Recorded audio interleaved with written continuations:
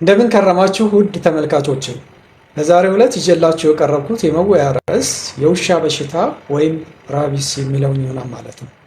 ይሄ ሬቢስ ወይም የውሻ በሽታ እያልን የምንጠራው ብዙ ሰዎችን በዓለም አቀፍ ደረጃ በተለይ ህፃናትን እያጠቃና ህይወታቸውን እየቀጠፈ ያለ በሽታ ነው።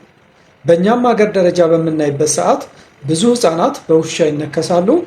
ነገር ግን አብዛኛዎቹ ወደ ሐኪም ቤት ስለማይመጡ እዛው ቤት ውስጥ የሚሞቱት ብዙ ናቸው።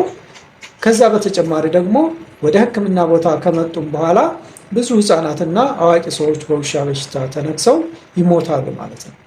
ምክንያቱም ይሄ የውሻ በሽታ ወይም ሬቢስ የምንለው ክትባቱን ቀድሞ ከተሰጠ 100% በሽታውን መከላከል ይቻላል። ነገር ግን ክትባቱ ሳይሰጥ ቀርቶ በሽታው ደቨሎፕ ካደረገ ገዳይነቱ 100% ነው። ስለዚህ መከላከል አይቻልም ማለት ነው በሽታው ከተከሰተ በኋላ።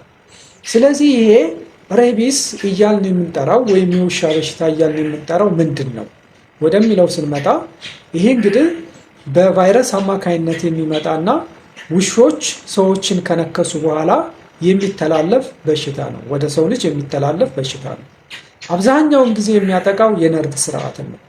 ስለዚህ መጀመሪያ የተነከሰበት ቦታ ላይ መስሎቹና ኮኔክቲቭ ቲሹዎቹ ላይ ቫይረሱ ይራባል። ከተራባ በኋላ በሪትሮግሬድ አማካኝነት ወደ ሴንትራል ነርቪዮስ ሲስተም በነርቭ አማካኝነት ይሄዳል ማለት ነው። ከዛ በኋላ ኢንሴፋላይተስ ዴቨሎፕ ይሆናል። መድኃኒትም እስካሁን ድረስ መድኃኒት የለውም። 100% ገዳይ ይሆናል ማለት ነው።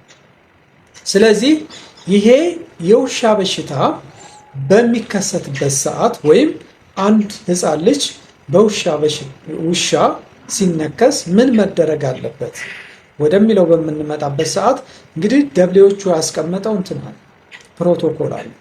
የመጀመሪያው አንድ ህፃን ልጅ ወይም አዋቂ በውሻ በሚነከስበት ሰዓት ቁስሉ በደንብ መታጠብ አለበት። እስከ 15 ደቂቃ ድረስ በደንብ ቁስሉ እንዲታጠብ ይደረጋል።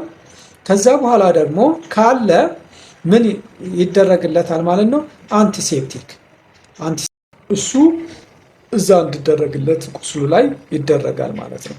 ከዛ በተጨማሪ ይሄ ሱቸር ማድረግና ወይም ቁስሉን መስፋትና ቁስሉን በጨርቅ መጠቅለል ወይም ማሸግ የተከለከለ ነው። በጣም ቁስሉ ትልቅ ሆኖ መድማት በጣም እየደማ ካላስቸገረ በስተቀር በጨርቅ ራሱ መታሸግ የለበትም። ክፍት መሆን ነው ያለበት ማለት ነው። እነዚህ ነገሮች ከተደረጉ በኋላ ቫክሲኑ ወይም ክትባቱ መሰጠት አለበት ማለት ነው። ክትባቱ እንግዲህ እንደየሀገሩ ፕሮቶኮሉ ይለያያል። የእኛን ሀገር ፕሮቶኮል በምናይበት ሰዓት እንግዲህ ኢንትራመስኩላር አለ። ከዛ በተጨማሪ ደግሞ ኢንትራደርማል የምንለው አለ። ኢንትራመስኩላር በሚሆንበት ሰዓት ብዙ ጊዜ 5 ዶዝ ነው የሚሰጠው። 5 ጊዜ ልጁ ወይም አዋቂ ሰውዬ በውሻ የተነከሰው ይወጋል ማለት ነው። የመጀመሪያው ቀን ላይ ይሰጣል ማለት ነው። ሁለተኛው በ3ኛው ቀን ይሰጣል ማለት ነው። ቀጣዩ ደግሞ በ7ኛው ቀን፣ ቀጣዩ በ14ኛው ቀን፣ የመጨረሻው ደግሞ በ28ኛው ቀን ይሰጣል ማለት ነው። በዚህ መንገድ ይሰጣል። ከዛ በተጨማሪ ኢንትራደርማል የምንለው አለ። እሱ በሚሆንበት ሰዓት እንግዲህ ደብሊዎቹ የሚያስቀምጠው ምንድነው? 3 ዶዝ በቂ ነው።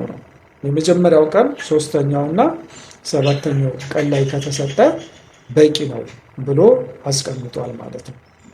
ስለዚህ ይሄን በመስጠት በሽታውን 100% መከላከል ይቻላል ማለት ነው። ይሄን ሳናደርግ ስንቀር ግን በሽታው ይከሰታል።